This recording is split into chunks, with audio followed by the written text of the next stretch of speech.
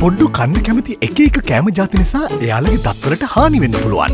Signal triple protection 123 දත් කුහර වලින් සුපිරි ආරක්ෂාවක්, සුදුවන් දත් දෙපලක්, නැවුම් බවින් පිරිමුවක්. සිග්නල් 123 නම කියලම ඉල්ලන්න.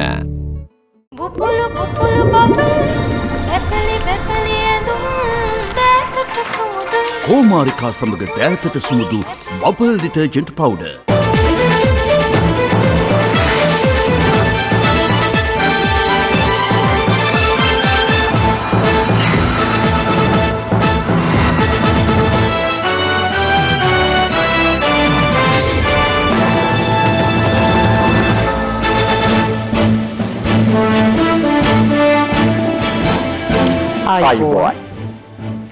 සියලු සමීක්ෂණ වාර්තා නැවත නැවතත් තහවුරු කළ ශ්‍රී ලංකාවේ අංක 1 ප්‍රවෘත්ති විකාශය. පැත්ත ගියත් ඇත්ත කියන හිරු රාත්‍රී 9:55 ප්‍රධාන පුවත් විකාශය සමග මම ප්‍රමිත මහානාම. මම උත්පලා රත්නායක. මුලින්ම සිරස්තල.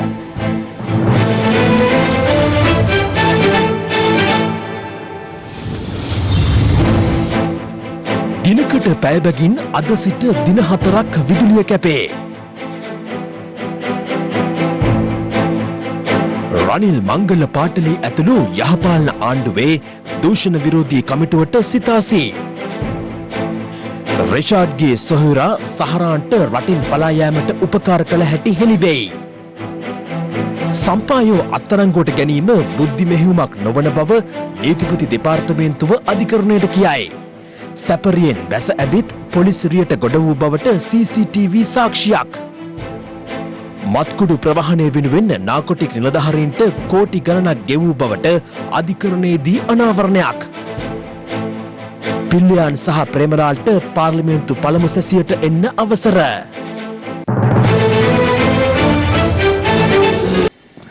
අද සිට දින 4ක කාලයක් දිනකට පැය බැගින් මුළු දිවයිනටම බලපාන පරිදි විදුලිය කප්පාදු කිරීමට විදුලි බල මණ්ඩලය තීරණය කර තිබෙනවා.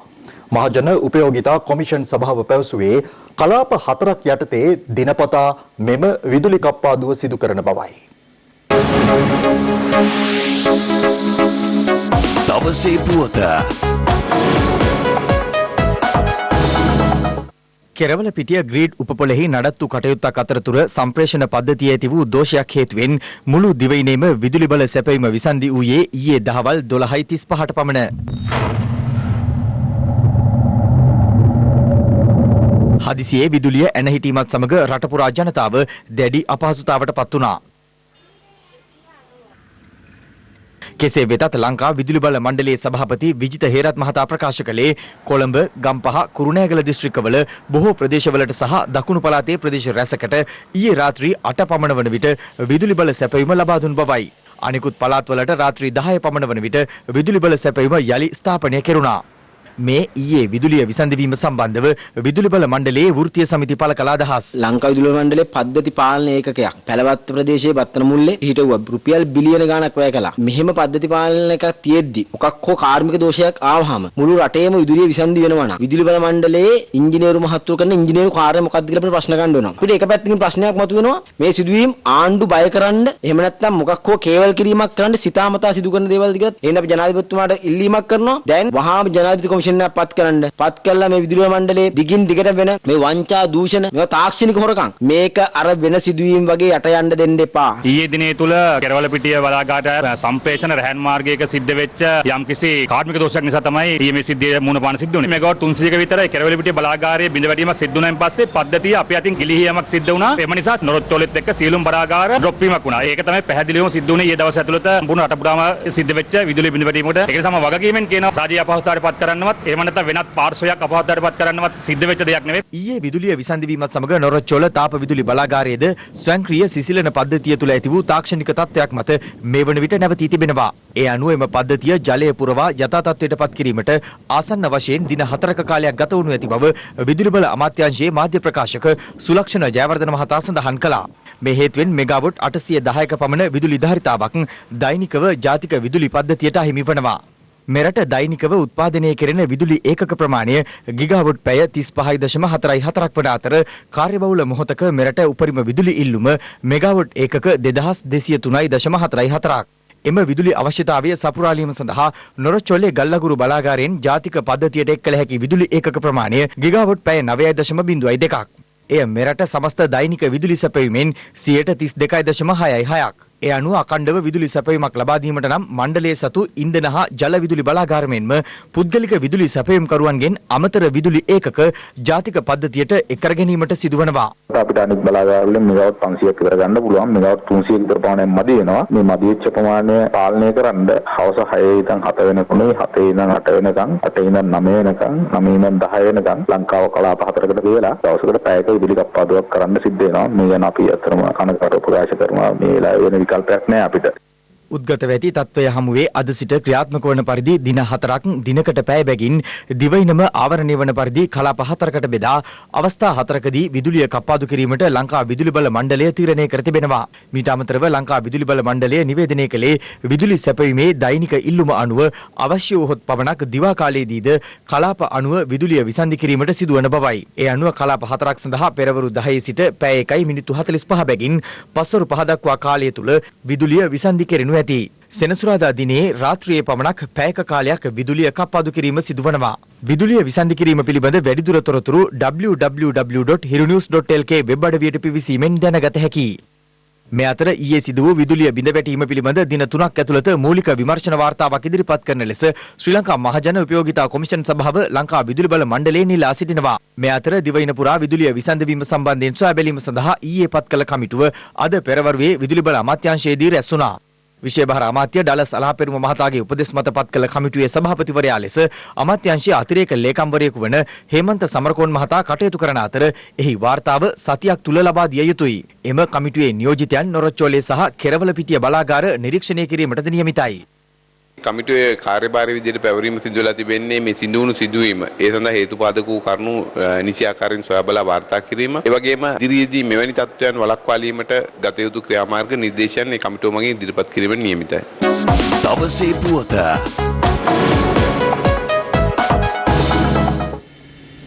ගත වූ පැය 24 තුල බස්නාහිර පළාත තුල සිදු කළ වැටලීම්වලදී හෙරොයින් ජාවාරමේ නිරත වූ 170 දෙනෙකු අත්අඩංගුවටගෙන තිබෙනවා. මේ අතර හෙරොයින් සහ අයිස් මද්‍රව්‍ය සමග ඊයේ පස්වරුවේ අත්අඩංගුවටගත් රජයේ රස පරීක්ෂක දෙපාර්තමේන්තුවේ සේවකයා ලබන 25 වෙනිදා දක්වා රඳවා තබාගෙන ප්‍රශ්න කිරීමට කඩුවෙල මහේස්ත්‍රාත්වරයා අවසර ලබා දුන්නා. මත්කුරු ජාවාරම් සම්බන්ධයෙන් මේ වන විට රජයේ රස පරීක්ෂක දෙපාර්තමේන්තුවේ සේවකයන් දෙදෙනෙකු අත්අඩංගුවටගෙන තිබෙනවා.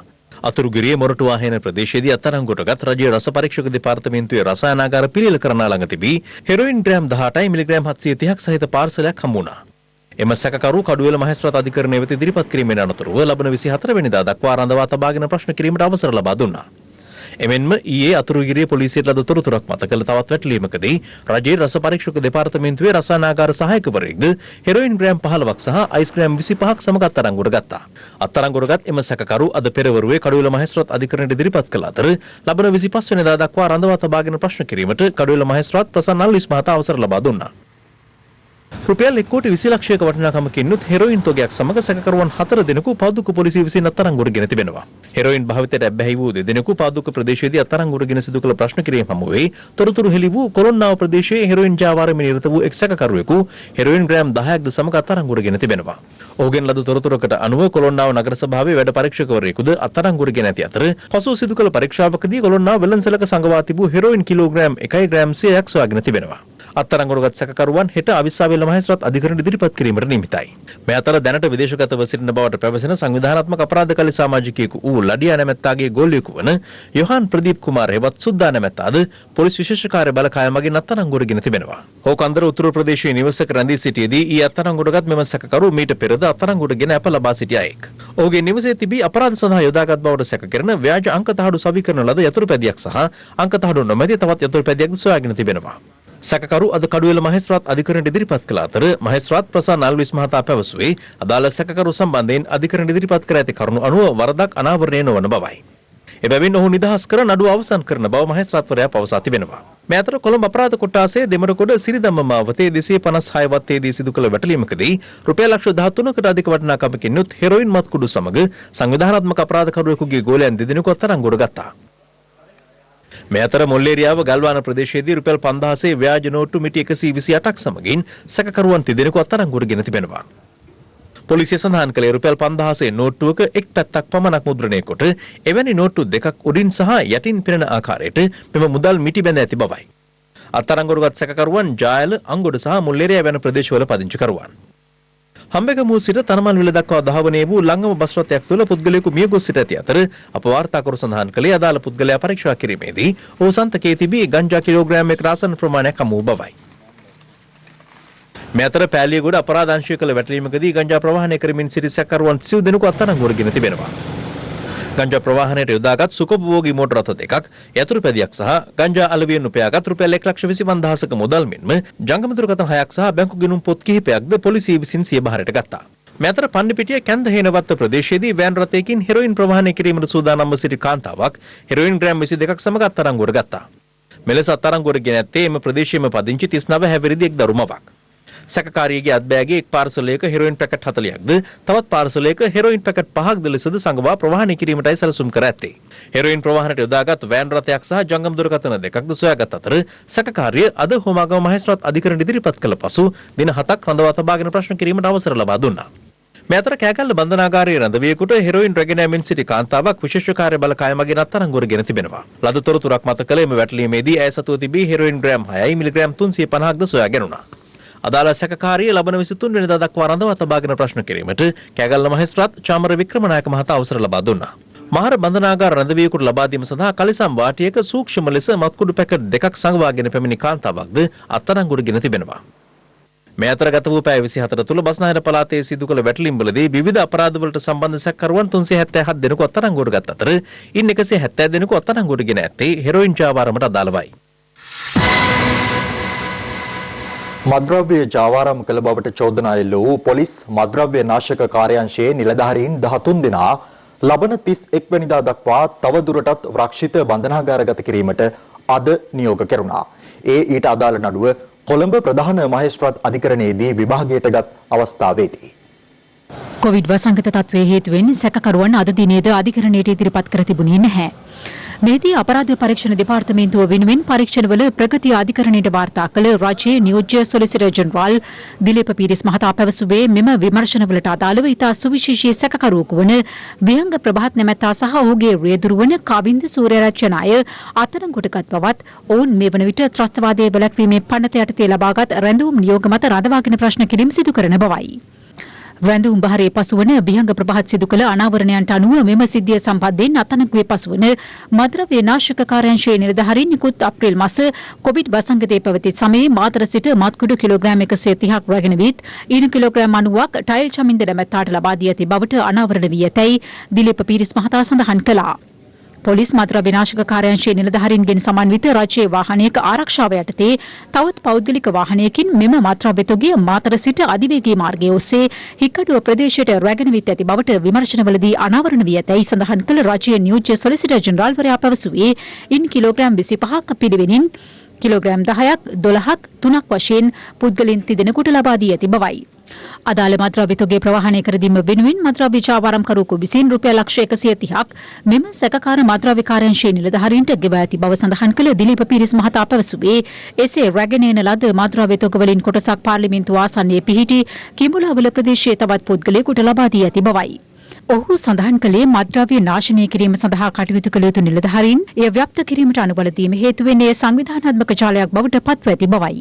රාජ්‍ය රස පරීක්ෂක දෙපාර්තමේන්තුවේ නිලධාරීන් දෙදෙනෙකු අත්අඩංගුවට ගැනීමත් සමග මෙම ජාලය ඉතා සංවිධානාත්මකව සිදුවන බව මැනවින් ඔප්පු වන බවද ඔහු අධිකරණය හමුවේ ප්‍රකාශ කළා.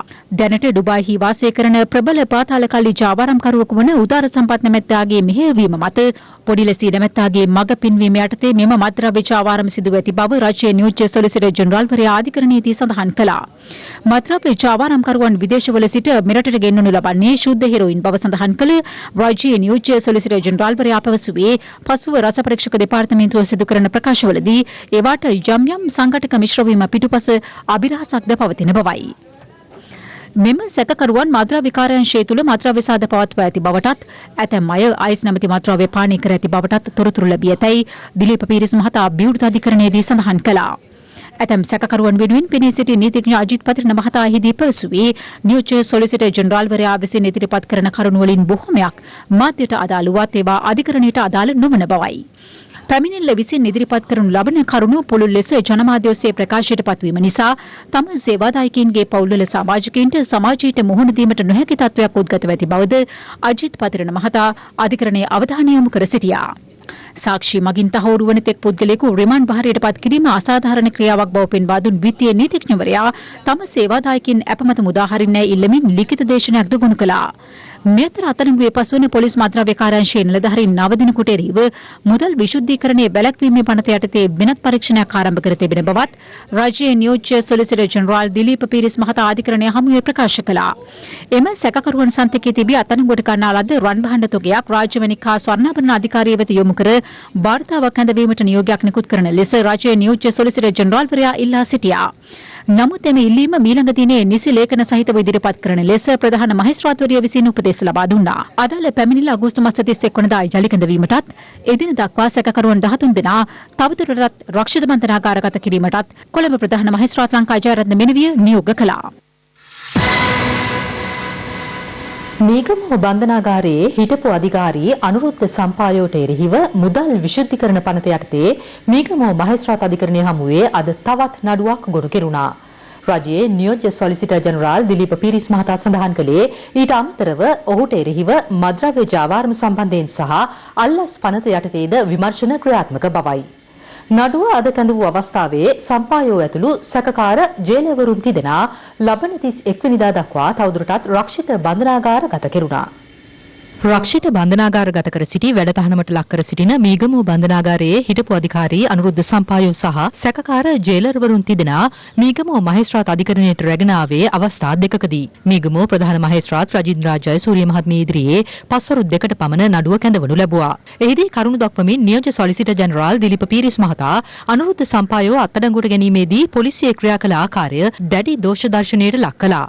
2020 අගෝස්තු 11 වෙනිදා කුරුණෑගල ප්‍රසිද්ධ පාසලක් අසලදී වාහනයෙන් බැහැලා ගිහිල්ලා අනුරුද්ධ සම්පායෝ මීගමුව මූලස්ථාන පොලිස් පරීක්ෂකකට බහර වෙලා තියෙනවා. හැබැයි මීගමුව මූලස්ථාන පොලිස් පරීක්ෂක කලින් කීවේ බුද්ධි තොරතුරක් මත ලද වැටලීමකින් සම්පායෝ අත්අඩංගුවට ගත්තා කියලා. එම අවස්ථාවේ CCTV දර්ශන අපරාධ පරීක්ෂණ දෙපාර්තමේන්තුව විමර්ශනයට ලක් කරලා තියෙනවා. රතු පාට ඩිස්කවරි ස්පෝර්ට් වර්ගයේ ජීප් රථයකින් තමයි ඔහු බැහැලා ඇවිල්ලා තියෙන්නේ. එම වාහනයේ කුරුණෑගල ප්‍රදේශයේ වාහන ව්‍යාපාරිකයෙකුත් ඉඳලා තියෙනවා. පොලිසිය කිව්වේ මේක බුද්ධි මෙහෙයුමක් කියලා. මේක දාගත්ත ඩීල් එකක්. මේක ඩීල් එකක් කියලා සම්පායෝගයේ සහෝදරයාගේ ප්‍රකාශයෙන්ුත් පැහැදිලි. ඇත්තරම වෙලා තියෙන අත්අඩංගුවට ගැනීමක් නෙමෙයි. මීගමුව මූලස්ථාන පොලිස් පරීක්ෂකවරයා සම්පායෝ වෙනකල් ඉඳලා සාදරයෙන් කළ පිළිගැනීමක්. මේක අධිකරණයේ ගෞරවය පිළිබඳ ප්‍රශ්නයක්. වැඩබන්න පොලිස්පතිවරයා මේ පිළිබඳව පැහැදිලි වාර්තාවක් ලබා දිය යුතුයි. මෙහිදී දිලීප් පීරිස් මහතා සඳහන් කළේ අනුරුද්ධ සම්පායෝ ඇතුළු සැකකරුවන් සිව් දෙනා සැඟව සිටි ස්ථාන පිළිබඳ පොලිසියෙන් නිසි පරීක්ෂණයක් සිදු කර නොමැති බවයි. මීට අමතරව මිනීමැරුම් නඩුවකට අදාළව අත්අඩංගුවටගත් ප්‍රියන්ත අජිත් කුමාර නම් සැකකරුවෙකුගෙන් ලබාගත් සාක්ෂි පිළිබඳව දිලීප් පීරිස් මහතා අධිකරණයට කරුණු වාර්තා කළා. ඔහුගේ සාක්ෂි අනුව ප්‍රකාශ වෙලා තියෙනවා දුරකථන ඇමතුම් ගන්න ජේලවරුන්ට රීලෝඩ් දාන්න ඕනි කියලා. 4 වෙනි වාට්ටුවේ ජනේලයක් අසල ඉඩක් ලබා ගන්න ලක්ෂ 2.5ක් දෙන්න ඕනි කියලා තියෙනවා. දෙවන වාට්ටුවේ ඉන්න රුපියල් 50000ක් දෙන්න ඕනි කියලා තියෙනවා. එහෙම මුදල් දුන්නේ නැත්නම් බන්ධනාගාරයේ සැමන් නැමැති වාට්ටුවට තමයි දාන්න කියලා සාක්ෂිකරු කිව්වා. බන්ධනාගාර කැන්ටිමේදී තමයි මේ මුදල් පැකට් කරලා ලබාගෙන තියෙන්නේ. මෙහිදී දිලීප් පීරිස් මහතා මීගමුව බන්ධනාගාරයේ සිරමැදිරියක තිබී සොයාගත් ඉලෙක්ට්‍රොනික තරාදියක ඡායාරූපයක් අධිකරණයට ඉදිරිපත් කරමින් කරුණු පැහැදිලි කිරීමක් සිදු කළා. මෙම ඉලෙක්ට්‍රොනික තරාදිය CID භාරයට ගත්තා. මේක පැහැදිලිවම පළවෙනි සැකකරු සම්පායෝගේ අධීක්ෂණය යටතේ තිබ්බ එල් වාට්ටුවේ තිබිලා හම්බ වුණේ. ඒ අනුව එම ස්ථානයේ සිට මද්‍රව්‍ය ජාවාරම් කරලා කියලා පැහැදිලි තර්කයක් දක්වන්න පුළුවන්. ඒ හින්දා සම්පායෝට විරුද්ධව විෂ වර්ග, අබින් හා අන්තරායකර ඖෂධ පනත යටතේ මද්‍රව්‍ය ජාවාරම් කිරීම සම්බන්ධයෙන් කරුණු ගොනු කරනවා. ඊට අමතරව මුදල් විශුද්ධීකරණ පනත යටතේ නඩු පවරනවා. මොහුගේ වත්කම් පිළිබඳව සොයා බැලීමට අල්ලස්සෝ දූෂණ චෝදනා විමර්ශන කොමිසමට උපදෙස් දීලා තියෙනවා. ඒ වගේම 2, 3, 4 සැකකරුවන් ව්‍යාජ ලේඛන හදලා සමහර භාණ්ඩ බන්ධනාගාරයට හම්බ වුණු පරිත්‍යාග ලෙස දක්වලා තියෙනවා. මේ ඉලෙක්ට්‍රොනික තරාදිය අනාවරණය වුණාට පස්සේ මීගමුව පොලිසිය මොකද්ද කළේ? මේක අනාවරණය වුණේ පෙබරවාරි මාසේ. පළවෙනි සැකකාර සම්පායෝම ප්‍රකාශ කරන පරිදි ඔහුගේ පාසල් කාලීන මිත්‍රයා තමයි මීගමුව මූලස්ථාන පොලිස් පරීක්ෂක. මෙම නඩුවේ පළමුවන සැකකරු අනුරුද්ධ සම්පායෝ වෙනුවෙන් ජනාධිපති නීතිඥ ශවීන්ද්‍ර ප්‍රනාන්දු මහතා කරුණු දක්වමින් සම්පායෝ වෙනුවෙන් අප ඉල්ලීමක් සිදු කළා. ඔහු පැවසුවේ සම්පායෝගේ මවට හෘදයාබාධයක් වැළඳී ඊයේ දිනේ හෝමාගම මූලික රෝහලට ඇතුළත් කළ බවයි. දෙවැනි සැකකරු වෙනුවෙන් පෙනී සිටි නීතිඥයාද අප ඉල්ලා සිටිමින් සිය සේවාදායක ජේලර්වරයා ස්නායු රෝගයකින් පෙළෙන බව සඳහන් කළා. මේ අතර තුන්වෙනි සැකකරු වෙනුවෙන් පෙනී සිටි නීතිඥවරයාද සිය සේවාදායක ජේලර්වරයා අධික රුධිර පීඩනය සහ දියවැඩියාවෙන් පෙළෙන බව ප්‍රකාශ කරමින් අප ඉල්ලා සිටියා. මෙහිදී සිව්වන සැකකරු වෙනුවෙන්ද අප ඉල්ලීමක් ඉදිරිපත් වුණා. යලිත් වරක් කරුණු දැක්වූ දිලීප පීරිස් මහතා එම අප ඉල්ලීම් වලට විරුද්ධත්වය පළ කළ අතර ඔහු පැවසුවේ මෙය නීතියේ ආධිපත්‍ය සම්බන්ධයෙන් වන නඩුවක් බවයි. සම්පායෝගේ සහෝදරයාගේ සාක්ෂියේදී කියවිලා තියෙනවා ඔහු වැඩබලන පොලිස්පතිවරයාට දුරකථනය නැමතුවා කියලා. එහිදී වැඩබලන පොලිස්පතිවරයා විසින් සම්පායෝගේ සිද්ධිය මට දැන් ප්‍රශ්නයක් වෙලා කියලා සම්පායෝගේ සහෝදරයාට කිව්වා කියලා ඔහුගේ සාක්ෂියේදී කියවිලා තියෙනවා. දැන් මේ අය ක්ෂණිකව රෝගීන් වෙලා. කලින් මේ හොඳින් ක්‍රියාශීලව හිටපු අය. අපි අප ලබා දීම සම්බන්ධයෙන් විරුද්ධ වෙන්නේ වෙන කිසිවක් නිසා නෙවෙයි. මේගොල්ලන්ගේ පෙර හැසිරීම පිළිබඳ සලකා බලලා. කාටවත් කියන්න බෑ මේගොල්ලෝ අප ලබාගෙන බෝට්ටුවකින් පැනලා යන්නේ නැහැ කියලා. ගුවන් බලපත්‍රයේ බාහිරයට ගත්තට බෝට්ටුවකින් වුණත් පැනලා යන්න පුළුවන්. එම සියලු කරුණු සලකා බැලූ මීගමුව ප්‍රධාන මහේස්ත්‍රාත් රජේන්ද්‍රා ජයසූරිය මහත්මිය සඳහන් කළේ සම්පායෝ ඇතුළු සිව් දෙනා අප මත මුදා හැරීම විමර්ශන කටයුතු වලට බාධාවක් විය හැකි බවයි. ඒ අනුව සැකකරුවන් සිව් දෙනා අගෝස්තු 31 වෙනිදා දක්වා රක්ෂිත බන්ධනාගාරගත කිරීමට මහේස්ත්‍රාත්වරිය නියෝග කළා.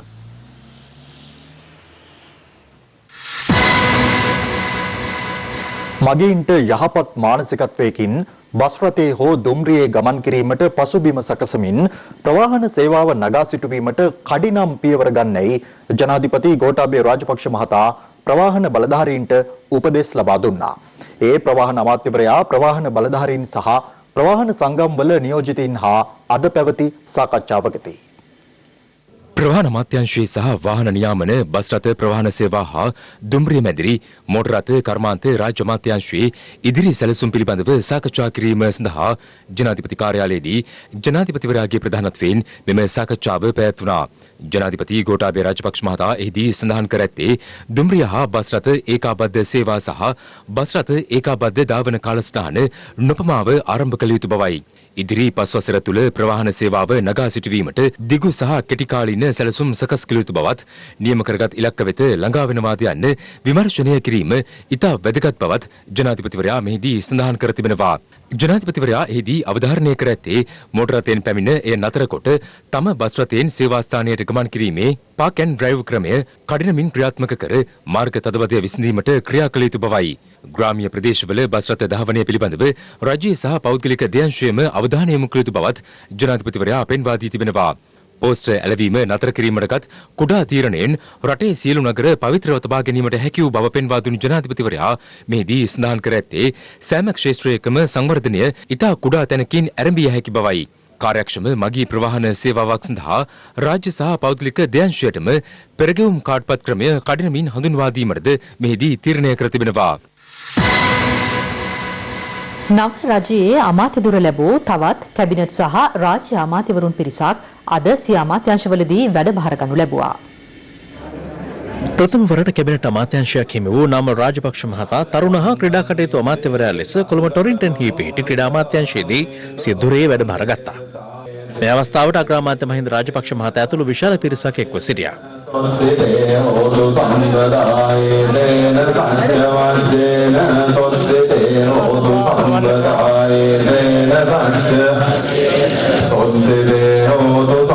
ග්‍රාමීය හා පාසල් ක්‍රීඩා යටිතල පහසුකම් රාජ්‍ය අමාත්‍ය ධුරයේ හිමි වූ තේනුක විදානගමගේ මහතාද මෙහිදී සිය ධුරයේ රාජකාරිය ආරම්භ කළා. 1973 තමයි ක්‍රීඩා පනත හදලා තියෙන්නේ. 73 කියන්නේ විවෘතාර්ථිකයටත් පෙර. දැන් ලෝකෙ ඊට වඩා හුඟක් වෙනස් වෙලා තියෙනවා. ක්‍රීඩාව වෙනස් වෙලා තියෙනවා. ක්‍රීඩාව කමර්ෂල් වෙලා. අලුත් ක්‍රීඩා පනතක් අපිට ගේන්න පුළුවන් නම් නූතනයට හරියන විදිහට. ඒක තමයි ක්‍රීඩාව වෙලා බලන්න පුළුවන් ජයග්‍රහණ. බෑ ඒක මේ සතියෙන් දෙකකින් කරන්න පුළුවන් කාරණයක් නෙවෙයි. ඊළඟ අවුරුද්දක් දෙකක් කාලයක් අරගෙන ජනතා අදහසුත් අරගෙන ඒ වගේ තමයි මෙරටේ ක්‍රීඩා සංස්කෘතියක් හදන්න අපි කටයුතු කරන එක තමයි අපි බලාපොරොත්තු වෙන්නේ. අපි ඇමතිවරු දේශපාලඥයෝ විදිහට ක්‍රිකට් වලට ඇඟිලි නොගා හිටියොත් ක්‍රීඩකයෝ ටික සෙල්ලම් කරයි. උන්ගේ අවශ්‍ය අවස්ථාවකදී පමණක් ඔවුන් වෙන පෙනී හිටින එක තමයි අපි කළ යුත්තේ. ඉදිරියේ කාල සීමාව තුළ අපේ ඉලක්කය පදක්කම් දිනීම සහ වර්ල්ඩ් කප් එක දිනන එක. අවශ්‍ය සලස්මක් එක්ක අපි ඉස්සරහට යනවා.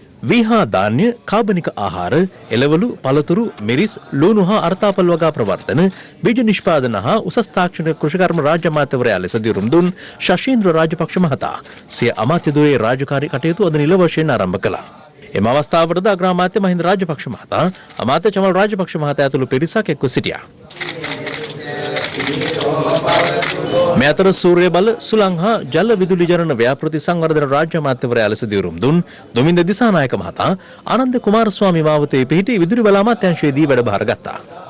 පොහොර නිෂ්පාදන හා සැකසුම් රසායනික පොහොර හා කෘමිනාශක රාජ්‍ය අමාත්‍ය මොහන්ද සිල්වා මහතා වැඩභාර ගත්තේ බත්තරමුල්ල රජමල්වත්ත පාරේ පිහිටි ගොවිජන මන්දිර පරිශ්‍රයේදී.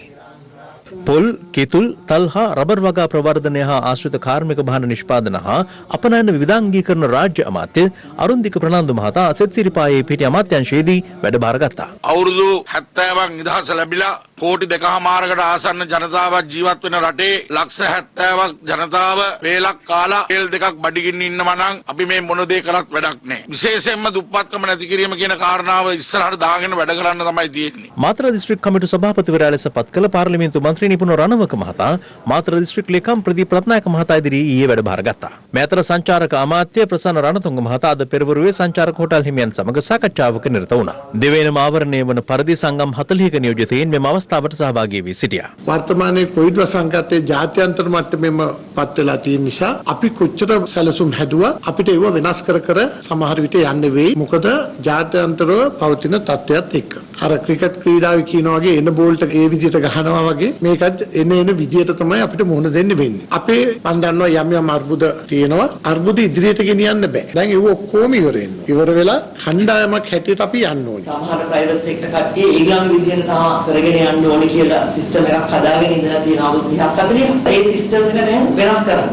ඒක වෙනස් කරනකොට ඇතුලෙන් උයි එළියෙන් උයි ගැරන්ටියට භූමිතෙන් දැම්මා වගේ සමහර විට දඟලනවා. මේ දඟලන දෙයට ඒ අභියෝගයට අපි බයක් නැහැ. 49ක් ඉන්නවා ඇසෝසියේෂන්ස්. එකක් නෙමෙයි, දෙකක් නෙමෙයි. සංචාර ව්‍යාපාරයට සම්බන්ධ. සමහර කට්ටිය කියනවා ඒගොල්ලෝ වෙටරන්ස්ලා කියලා. අවුරුදු 30ක් වැඩ කරාලු ටූරිසම් දන්නවලු. හැබැයි මොකද්ද අපේ රටට වෙලා තියෙන බැරි. ඉතින් මේ වගේ සංචාර ව්‍යාපාරයක් හදලා අපි ආඩම්බර වෙන්න බෑ. We can't give excuses actually. President is not accepting excuses. සිංහලෙන් කියනවා නම් කකුලෙන් අදින්න නැතුව අපිට වැඩ කරන්න දෙන්න. අපි ප්‍රයිවට් සෙක්ටර් එකෙන් ඇවිල්ලා තියෙන්නේ වැඩ කරන්න දන්නවා. මේවා අමාරු දේවල් නෙමෙයි.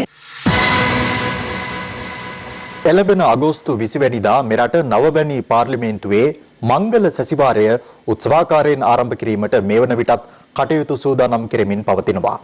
එම සූදානමේ වර්තමාන තත්ත්වය පිළිබඳව සොයා බලන්න හිරු ප්‍රවෘත්ති කණ්ඩායම පාර්ලිමේන්තුවේ සංචාරයක නිරත වුණා. ශ්‍රී ලංකා ප්‍රජාතාන්ත්‍රික සමාජවාදී ජනරජයේ 9 වෙනි පාර්ලිමේන්තුවේ පළමු සැසිවාරය ආරම්භ වීමට නියමිතයි.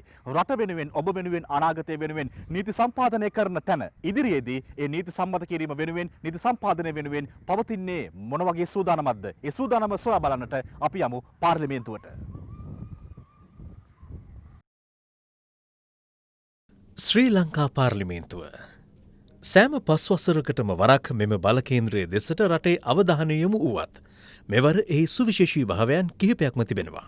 ඒ 1977 දී ජේ.ආර්. ජයවර්ධන මහතා ප්‍රමුඛ එක්සත් ජාතික පක්ෂය දිනාගත් 6/5ක බලයට පසු ජනතා ඡන්දයකින් 3/2 බලයක් හිමි වූ ප්‍රථම අවස්ථාව මේ වන බැවින්. එමෙන්ම කොවිඩ් වසංගතයත් සමග මෙවර පාර්ලිමේන්තුව රැස්වීමත් නවක මන්ත්‍රීවරුන් 75කට අධික සංඛ්‍යාවක් මෙවර පාර්ලිමේන්තු වරම් ලබා තිබීමත් සුවිශේෂී.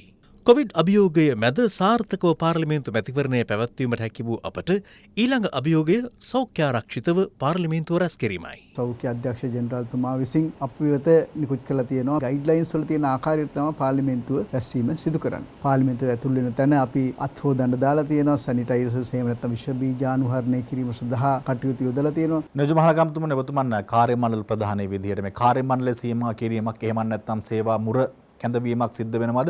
නෑ අපි මොකද පාර්ලිමේන්තු කටයුතු එහෙම සීමා කිරීමකින් කරගෙන යාමට අපහසුයි. ඒක නිසා දැනටමත් අපේ සියලුම කාර්ය මණ්ඩලය දිනදා වැඩ කටයුතු වලට නිරත වෙනවා. පාර්ලිමේන්තුව 900කට අධික කාර්ය මණ්ඩලයකින් සමන්විත වන අතර ඔවුන් සියල්ලන්ම සෞඛ්‍ය නිර්දේශ අනුගමනය කරමින් රාජකාරී සිදු කරනවා. එමෙන්ම සමස්ත පාර්ලිමේන්තු පරිශ්‍රයම මේ වන විට විෂ බීජ හරණය කර අවසන්. දැන් ඇත්තටම අලුතින් එක් වෙන කොටස තමයි ගරු පාර්ලිමේන්තු මන්ත්‍රීවරුන්. ඔවුන් පාර්ලිමේන්තුවට පැමිණෙනකොට මුවාවරණය පැළඳගෙන පැමිණෙනවා. පැමිණිය යුතුයි. ගොඩනැගිල්ලට ඇතුල් වෙනකොට උෂ්ණත්වය මැනීම සඳහා ඉඩ දිය යුතුයි. ඒතර පාර්ලිමේන්තු සභාගර්භයේ උන්ට නියමිත ආසනයේ අසුන් ගන්න ඕනේ. අපේ පාර්ලිමේන්තුවේ ආසන දෙකක් අතර මීටර එක දුරස්ථභාවය නැහැ. ගල් 6ක 7ක විතර පොඩි අඩුවක් තියෙනවා. ඒ නිසාම තමයි මන්ත්‍රීවරයෙක් පාර්ලිමේන්තුවේ අමතනවා නම් මුවාවරණය පැලඳගෙනම සිටින්න ඕනේ. සෑම මන්ත්‍රීවරයෙකුටම ලැප්ටොප් පරිගණකයක්, ලිපි ද්‍රව්‍ය ඇතුළු උපකරණ පාර්ලිමේන්තුව විසින් සපයන බැවින් ඒවා පොදුවේ පරිහරණය කිරීම අවම කරගත හැකියි. බෙත්වාර්තිමුණ දැන් වෙනදට අපි දකිනවා පාර්ලිමේන්තුවේදී යම් යම් මන්ත්‍රීවරු තවත් මන්ත්‍රීවරුන් සමග සාකච්ඡා කිරීමට තමන්ගේ ආසනයෙන් වෙනත් ආසනයකට ගිහලා වාඩි වෙනවා. දැන් ඉදිරියේදී මේක බෑ. ඔව් අපි අපේ නිර්ණායකවල තියෙනවා. ඉතින් අපි හිතනවා බොහෝ දුරට අපේ ගරු පාර්ලිමේන්තු මන්ත්‍රීවරුන් එයට අනුගතව කටයුතු කරයි කියලා. ඇත්තටම ඡන්දයක් ඉවර වෙලා එනකොට ප්‍රීතිමත් අවස්ථාවක්. ඉතින් බොහෝ දුරට සමහරු වැළඳ ගන්න අතට දීම් ආදිය කරෙන්න පුළුවන්. ඒ නිසාම වෙන්නේ නැති මේ නිර්ණායක දාලා තියෙන එසේ කරන්න එපා. රටේ කොවිඩ් වසංගතයේ පැතිරීම වැළැක්වීම වෙනුවෙන් සෞඛ්‍ය නිර්දේශ පිළිපදිමින් සිය ඡන්දයේ භාවිතා කොට මහජනතාව සිය වගකීම මේ වන විටත් ඉටු කර අවසන්. දැන් වාරය එකී මහජනතාව ඡන්දයෙන් පත් කළ නියෝජිතයන්ගේ. කිසිම බයක් නැතුව පාර්ලිමේන්තුවට එන්න පුළුවන්. මොකද ඒ සඳහා අවශ්‍ය සියලුම සෞඛ්‍ය ආරක්ෂිත පියවරන් පාර්ලිමේන්තුව අනුගමනය කරලා තියෙනවා. ඉදිරියටත් ඒ විදිහටම අනුගමනය කරනවා.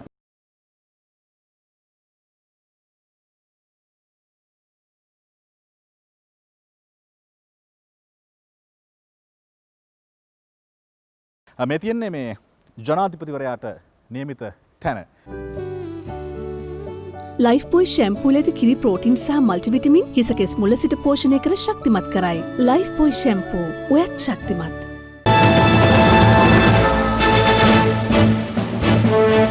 වරෙන්තු නිකුත් කර තිබියදී අධිකරණය මගහරිමින් සිටි සහරාන් හෂීම්ට මන්නාරමේ සිට බෝට්ටුවකින් ඉන්දියාවට පලා යාමට හිටපු අමාත්‍ය රිෂාඩ් බදියුදීන්ගේ සොහොයුරු රිෆ්කාන් බදියුදීන් උපකාර කළ බව පාස්කු ප්‍රහාරයට පෙර රාජ්‍ය බුද්ධි සේවයේද දැන සිටියේ යැයි එහි හිටපු අධ්‍යක්ෂ නිලන්ත ජයවර්ධන මහතා ප්‍රකාශ කළා.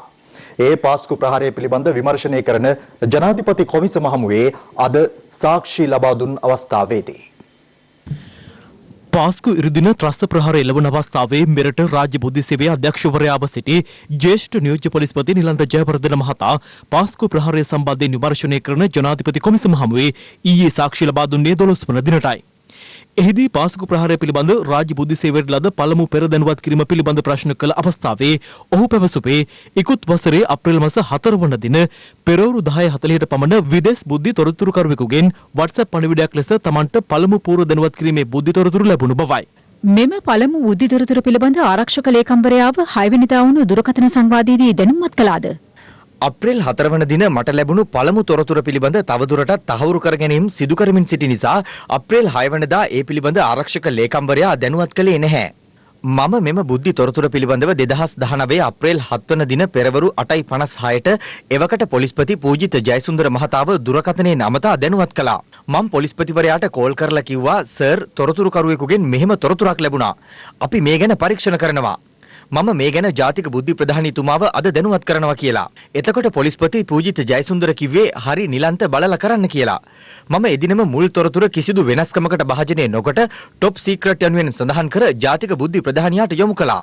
මෙහිදී අප්‍රේල් 4 ලද පළමු බුද්ධි තොරතුරට අදාළව අප්‍රේල් 5 වන දින රාජ්‍ය බුද්ධි සේවයේ සහකාර අධ්‍යක්ෂකවරයා විසින් පිළියෙල කර නිලන්ත ජයවර්ධන මහතාට ලබා දී තිබූ වාර්තාව ජනාධිපති කොමිසමේ අවධානයට ලක් වූ අතර එහි වැදගත් පල්ලියක් ලෙස පාස්කු ඉරිදින මරාගෙන මැරෙන ප්‍රහාරය එල්ල වූ කොච්චිකඩේ ශාන්ත අන්තෝනි දේවස්ථානය සිතියමක ලකුණු කර තිබුණා. එසේම සහකාර අධ්‍යක්ෂකවරයාගේ අදාළ වාර්තාව තුළ ගාලිමුදුර මෙන්ම ඉන්දියානු මහකොමසාරිස් කාර්යාලය සහ බම්බලපිටිය කොල්ලුපිටිය යන ප්‍රදේශවල පිහිටි ප්‍රධාන පල්ලි කිහිපයක්ද වැදගත් පල්ලි ලෙස සටහන් කර ඇති බව කොමිසමේ අවධානයට ලක් වුණා. මේ තොරතුරු ජාතික බුද්ධි සේවයේ හිටපු ප්‍රධානියාට යවනකොට 4 වෙනිදා ලැබුණු තොරතුරේ විය හැකි භාවය පිළිබඳව ඔබ සෑහීමකට පත් වෙලාද හිටියේ? විය හැකි භාවය ගැන නම් නිසි තොරතුරක් තිබුණේ නැහැ. විහැකිභාවයේ හොය ඉඳලා තොරතුරක් තිබිලා අන්තිමට බෝම්බක් පිපිරලා මිනිස්සු මරුණාම ඒක රාජ්‍ය බුද්ධි සේවයේ දුර්වලකම නෙමෙයිද? කිසිම වෙලාවක දුර්වල වුණේ නැහැ. වැරදි තියෙන්න පුළුවන්. මටත් දැන් හිතෙනවා මෙහෙම කරන්න තිබුණා කියලා. මගෙත් වැරදි ඇති. නමුත් රාජ්‍ය බුද්ධි සේවය සිදු කළ හැකි සියල්ල කළා. අපි ප්‍රහාරයට සති 2කට කලින් කිව්වා. ගහන්න කලින් දවසේ කිව්වා හෙට ගහනවා කියලා. 8 තැනකට ගහනවා කිව්වා. 21 වෙනිදා බෝම්බ 6ක් පිපුරුනාම තව 2ක් ඉතුරුයි කියලා අපි කිව්වා. බෝම්බ පුරවපු ලොරියක් පල්ලියක් ළඟ නවත්තලා තියෙනවා කියලා කිව්වා. අන්තිමට ඒක හොයාගත්තා. ඔක්කොම දේවල් කියලා දෙවෙනි ප්‍රහාරයක් වැළැක්වුවා. එහෙම වෙලා රාජ්‍ය බුද්ධි සේවයේ දුර්වලයි කියන දේ මම පිළිගන්නේ නැහැ ස්වාමීනි. අද 13 වන දිනටත් ජනාධිපති කොමිසම හමුවේ පෙනී සිටි රාජ්‍ය බුද්ධි සේවයේ හිටපු අධ්‍යක්ෂ නිලන්ත ජයවර්ධන මහතාගෙන් රජයේ අතිරේක සොලිසිටර් ජෙනරාල්වරිය ප්‍රශ්න කිරීම ආරම්භ කළා. ඔබ විසින් අප්‍රේල් 7 වෙනිදා ජාතික බුද්ධි ප්‍රධානියාට යවපු තොරතුරට පිළිතුරක් ලැබුණද? එම යොමු කිරීමට පිළිතුරු ලිපියක් ලෙස එවකට ජාතික බුද්ධි ප්‍රධානී සිසිර මෙන්ඩිස් මහතා විසින් සහරාන් හෂිම්ගේ ජීවදත්ත සහ පෞද්ගලික තොරතුරු ඇතුළත් වාර්තාවක් අප්‍රේල් 8 වන දින මට යොමු කළා. ජාතික බුද්ධි ප්‍රධානියා විසින් යොමු කළ එම වාර්තාවේ වැඩිදුරටත් දැක්ුණේ අධිකරණ වරෙන්තුවක් ලැබීමෙන් පසු සැඟව සිටි සහරාන් හෂිම් මන්නාරමට ගොස් එහි සිට ඉන්දියාවේ කාශ්මීරයේ වෙත බෝට්ටුවකින් පලා ගිය බවට වූ තොරතුරක්. ඒ වගේම සහරාන් හෂිම්ට එලෙස ඉන්දියාවට බෝට්ටුවකින් පලා යාමට හිටපු අමාත්‍ය රිෂාඩ් බදියුදීන් මහතාගේ සහෝදරයෙකු වන හිටපු උතුරු පළාත් සභා මන්ත්‍රී රිෆ්කාන් බදියුදීන් උපකාර කර ඇති බව එම වාර්තාවේ සඳහන් වුණා. කාශ්මීරයේ සිට IS මතවාදයට පුද්ගලයන් අභිප්‍රේරණය කරමින් සිටි සහරාන් හෂිම් නැවත 2018 දෙසැම්බරයේදී මෙරටට පැමිණ කොම්පඤ්ඤ වීදිය ප්‍රදේශයේ සැඟව සිටින බවත් එම වාර්තාවේ සඳහන් වුණා. ජාතික බුද්ධි ප්‍රධානියා සහරාන් හෂීම් සම්බන්ධයෙන් දෙන ලද තොරතුරු සහ විදේශ බුද්ධි අංශයකින් ලද බුද්ධි තොරතුරු අතර සම්බන්ධයක් පවතින බව පැහැදිලිව පෙනෙන්නට තිබෙද්දිත් ඉදිරි ක්‍රියාමාර්ග ගැනීමට පසුබට වුණේ ඇයි? එලෙස පසුබට වුණේ නැහැ. රාජ්‍ය බුද්ධි සේවයේ ලෙස කළ හැකිව තිබූ කාර්යයන් සියල්ල සිදු කළා. මේ අතර හිටපු ආරක්ෂක රාජ්‍ය අමාත්‍ය රුවන් විජේවර්ධන මහතා පාස්කු ප්‍රහාරය පිළිබඳ විමර්ශනය කරන ජනාධිපති කොමිසමේ පොලිස් විමර්ශන ඒකකයේ අද පෙනී සිටි අතර ඔහුගෙන් පැය 5කට අධික කාලයක් ප්‍රකාශ සටහන් කරගෙනුණා. මේ අතර දැනට රක්ෂිත බන්ධනාගාරගත කර සිටින අපරාධ පරීක්ෂණ දෙපාර්තමේන්තුවේ හිටපු අධ්‍යක්ෂ ශානි අබේසේකරද පාස්කු ප්‍රහාරය සම්බන්ධයෙන් සොයා බලන ජනාධිපති කොමිසමේ පොලිස් විමර්ශන ඒකකයේ හමුවේ පෙනී සිටියා. ඔහුගෙන් විමර්ශන නිලධාරීන් පැය 6ක් ප්‍රකාශ සටහන් කරගත්තා. හිටපු අග්‍රාමාත්‍ය රනිල් වික්‍රමසිංහ මහතා ඇතුළු යහපාලන රජයේ දූෂණ විරෝධී කමිටුවේ සමාජිකයින්ට දේශපාලන පරිගැනීම් පිළිබඳ විමර්ශනය කෙරෙන ජනාධිපති කොමිසමේ පෙනී සිටින ලෙස අද සිතාසි නිකුත් කෙරුණා. මීට අමතරව පොලිස් මූල්‍ය අපරාධ කොට්ටාසයේ රාජකාරී කළ නිලධාරීන් 5 දෙනෙකුටත් එලෙස කොමිසම හමුවේ පෙනී සිටින්නයි සිතාසි නිකුත් කර තිබෙන්නේ දිවිනැගුම දෙපාර්තමේන්තුවේ හිටපු අධ්‍යක්ෂ ජනරාල්වරයාගේ පැමිණිල්ලක් අනුවයි. යහපාලන රජයේ දූෂණ විරෝධී කමිටුවේ සමාජිකින් වූ හිටපු අග්‍රාමාත්‍ය රනිල් වික්‍රමසිංහ සහ අමාත්‍යවරුන් වන මංගල සමරවීර පාටලී චම්පික රණවක ෆිල්ම් මාර්ෂල් සරත් ෆොන්සේකා මලික් සමරවික්‍රම සහ රවුෆ් හකීම් වෙත අද සිතාසිය නිකුත් කෙරුණා. මීට අමතරව එම කමිටුවේ සමාජිකින් ලෙස කටයුතු කළ අනුර කුමාර දිසානායක එම්.ඒ. සුමන්තිරන් ආර් සම්බන්ධන් නීතිඥ ජේ.සී. වැලියමුණ ආචාර්ය ජයම්පති වික්‍රමරත්න සහ දූෂණ විරෝධී කමිටුවේ ලේකම් ආනන්ද විජේපාල යන අයටත් සිතාසිය නිකුත් කර ඇත්තේ සැප්තැම්බර් 7 වනදා ජනාධිපති කොමිසම හමුවේ පෙනී සිටින ලෙසයි. මේ අතර දේශපාලන පරිගැනීම් පිළිබඳ කොමිසම හමුවේ ගිරිතල යුද හමුදා කඳවුරේ හිටපු දෙවන අන්දන නිලධාරී ලුතිනල් කර්නල් ප්‍රබෝධ සිරිවර්ධන මහතාද අනාවරණයක් සිදු කළා. ඒ මාධ්‍යවේදී ප්‍රගීත් එක්නැලිකොඩ පැහැරගෙන ගොස් අතුරුදන් කිරීමේ සිද්ධිය සම්බන්ධයෙන් අපරාධ පරීක්ෂණ දෙපාර්තමේන්තු නිලධාරීන් පිරිසක් ඔහු ඇතුළු නිලධාරීන් පිරිසකට මත්පැන් පවා සාක්ෂි ලබා ගැනීමට සිදු කළ උත්සාහයක් පිළිබඳවයි. 2015 අගෝස්තු 24 වනදා අත්අඩංගුවටගත් තමාව සහකාර පොලිස් අධිකාරී ශානි අබේසේකර හමුවට ඉදිරිපත් කළ බව ඔහු සාක්ෂි දෙමින් කියා සිටියා. එක්නැලිකොඩ මහත්තයා අතුරුදන් වීම ගැන අපට තොරතුරු වාර්තා වුණා. ආරක්ෂක ලේකම් ගෝඨාභය මහත්තයාගේ අනපරිදි ගිරිතලේ යුද හමුදා කඳවුරේ අනදින නිලධාරී ශම්මී කුමාරරත්න මේක කළා කියලා කියන්න. එහෙම කිව්වොත් ඔයාට ගැලවිලා යන්න පුළුවන්. ලෙස ශානි අබේසේකර තමාට පැවසූ බවයි ලුතිනල් කර්නල් ප්‍රබෝධ සිරිවර්ධන කොමිසම හමුවේ පැවසුවේ. කෙසේ වෙතත් තමාට අසත්‍ය ප්‍රකාශ සිදු කළ නොහැකි බව ඔහු ශානි අබේසේකරට පවසා තිබෙනවා. අනතුරුව තවත් අවස්ථාවකදී ශානි අබේසේකර තමන් කාමරයකට කැඳවා බදුල්ල පොලිසිය නිලධාරියෙකුගේ බව පවසමින් දුරකථන ඇමතුමකට තමාව සම්බන්ධ කළ බවද ඔහු පැවසුවා. ශානි මහත්තයා කියන දේ කරන්න බය වෙන්න එපා. ඒ හැමදේම ශානි මහත්තයා කරලා දෙයි. ලෙස එම නිලධාරියා තමාට දුරකථනෙන් පැවසූ බව ඔහු කොමිසම හමුවේ සඳහන් කළා. තමා එම යෝජනාවද ප්‍රතික්ෂේප කිරීම හේතුවෙන් කෝපයටපත් ශානි අබේසේකර උඹටත් අනිත් අයගේ ප්‍රොසීඩියකම කරන්න වෙනවා යනුවෙන් පවසා තිබෙනවා. එමෙන්ම තමන් රැඳුම් නියෝග මත ප්‍රශ්න කරමින් සිටි කාලවකවානුවේදී එක් දිනක අපරාධ පරීක්ෂණ දෙපාර්තමේන්තුවේ ස්ථානාධිපති නිශාන්ත සිල්වා තමන් ඇතුළු පිරිසට පානය කිරීම සඳහා මත්පැන් බෝතලයක් ලබා දුන් බවද ඔහු පැවසුවා. එහිදී තමන් ඇතුළු නිලධාරීන් මත්පැන් පානය කළාසේ රංගපෑ බවයි ඔහු පැවසුවේ. අනතුරුව රාත්‍රී 9ට පමණ ශානි අබේසේකර තමාගෙන් යලිත් සාක්ෂි ලබා ගැනීමට උත්සාහ කළත් ඔහුට අවශ්‍ය තමන් ලබා නොදුන් බැවින් ඔහු උරණව යලි තමා ඇතුළු පිරිසට බැනවැදී තර්ජනය කළ බවද ඔහු කොමිසම හමුවේ සඳහන් කළා. ETI සමාගමේ අධ්‍යක්ෂ මණ්ඩලයේ සමාජිකයින් එම සමාගමේ සිදු වූ බව කියන අක්‍රමිකතා සහ අයථා ක්‍රියාකලාපයන් පිළිබඳ සොයන විශේෂ ජනාධිපති කොමිසම හමුවේ සාක්ෂි ලබා දීමට පැමිණියා. ETI අධ්‍යක්ෂ මණ්ඩල සමාජිකයින් කොමිසම හමුවේ පෙනී සිටි පළමු අවස්ථාව මෙයයි. ETI සමාගමේ අධ්‍යක්ෂවරුන් වන ජීවක ඉදිරිසිංහ, නාලක ඉදිරිසිංහ, අසංක ඉදිරිසිංහ, දීපා ඉදිරිසිංහ යන ඉදිරිසිංහ පවුලේ සමාජිකයින් මෙන්ම ETI සමාගමේ අධ්‍යක්ෂ මණ්ඩල සමාජිකයින්ව සිටි සුනිල් අබේරත්න, සුමති පාලකාරී වසම්, සුජිත් ජයවර්ධන සහ හෆීස් රජුදීන් යන අයද කොමිසම හමුවේ පෙනී සිටියා. කොමිසමේ කටයුතු ආරම්භ කළ අවස්ථාවේදී ඉදිරිසිංහ පවුලේ සමාජිකයින් වෙනුවෙන් පෙනී සිටි ජනාධිපති නීතිඥවරයා සඳහන් කර සිටියේ ETI සමාගමට අදාළ සිද්ධීන් වෙනුවෙන් මහේස්ත්‍රාත් අධිකරණ 3ක නඩු 7ක් පවතින නිසාවෙන් මෙම කොමිසම හමුවේ සාක්ෂි ලබා දීම තුළින් තම සේවාදායකයින්ට අවාසිදායක තත්ත්වයක් ඇතිවන බවයි. එහිදී රජයේ නියෝජ්‍ය සොලිසිටර් ජෙනරාල් ප්‍රියන්ත නාවාන මහතා කරුණු ඉදිරිපත් කරමින් සඳහන් කර සිටියේ කොමිෂන් සභාව කිසියම් වරදක් ආරෝපණය කරමින් සාක්ෂි කැඳවීමක් බලාපොරොත්තු නොවන අතර කරුණු සොයා බලා ජනාධිපතිවරයාට වාර්තා කිරීමේ කොමිසම සතු වගකීම වෙනුවෙන් සාක්ෂි සටහන් කිරීමට පමණක් ETI අධ්‍යක්ෂ මණ්ඩලය මෙම කොමිසම හමුවට කැඳවා ඇති බවයි. යම්කිසි ආකාරයකින් ඔවුන් දෙනු ලබන සාක්ෂිය මත ඔවුන් අපරාධයකට හෝ වෙනත් චෝදනාවකට ලක්වීමේ ප්‍රවණතාවක් මතුවන්නේ නම් ඒ සඳහා ආරක්ෂණ ක්‍රමවේදයක් කොමිෂන් සභා ආඥා පනතේම පවතින බව ප්‍රියන්ත නාවාන මහතා වැඩිදුරටත් සඳහන් කර සිටියා. යම් නිශ්චිත කාර්යයක් සම්බන්ධයෙන් ජනරජයේ ජනාධිපතිවරයාට කරුණු වාර්තා කිරීමේදී සාක්ෂි එක්රැස් කිරීම අවශ්‍ය වන විටදී එම සාක්ෂිකරුවන් කොමිසම හමුවට කැඳවීමට බලයක් කොමිසමට තිබෙන අතර කොමිසම විවෘත මනසකින් යුතුව ETI අධ්‍යක්ෂ මණ්ඩලයට අවස්ථාව ලබා දී ඇත්තේ ජනාධිපතිවරයාට කරුණු වාර්තා කිරීමේ අභිලාෂයෙන් පමණක් බවයි ඔහු පැවසුවේ. මෙතෙක් කොමිසම හමුවේ අනාවරණය වූ ETI සමාගමේ සිදු වූ අයථා ක්‍රියාකලාපයන් සහ අක්‍රමිකතා පිළිබඳවත් රජයේ නියෝජ්‍ය සොලිසිටර් ජෙනරාල්වරයා කොමිසමට කරුණු ඉදිරිපත් කළා. පසුගිය කාලය තුළ ETI සමාගමේ සිදු වූ කොමිසම හමුවේ අනාවරණය වූ අක්‍රමිකතා පිළිබඳව ETI අධ්‍යක්ෂ මණ්ඩලය ඍජුවම වගකිව යුතු බවද ඔහු කොමිසමට පවසා සිටියා. මෙහිදී යලිත් ETI අධ්‍යක්ෂ මණ්ඩලය වෙනුවෙන් සහ බෙන් හෝල්ඩින්ග්ස් ආයතනය වෙනුවෙන් පෙනී සිටි නීතිඥවරුන් මෙම කරුණු ඉදිරිපත් කිරීමට දැඩි ලෙස විරෝධය පළ කළා. පසුව කොමිසමේ සභාපතිවරයා නියෝග කළේ සාක්ෂි සඳහා කැඳ වූ ETI අධ්‍යක්ෂ මණ්ඩලයේ සියලු සමාජිකයින් ලබන 21 වෙනිදා කොමිසම හමුවේ යලි පෙනී සිටිය යුතු බවයි. මේ අතර ETI අධ්‍යක්ෂ මණ්ඩල සමාජිකයින් කොමිෂන් සභාවෙන් පිටතට පැමිණෙන අවස්ථාවේදී ETI තැන්පත්කරුවන් පිරිසක් ඔවුන්ට විරෝධය පළ කිරීමේ ආකාරය. කෙසේ වෙතත් කොමිසමේ කාර්ය මණ්ඩලය සහ පොලිසිය මැදිහත්ව තත්ත්වය පාලනය කළා.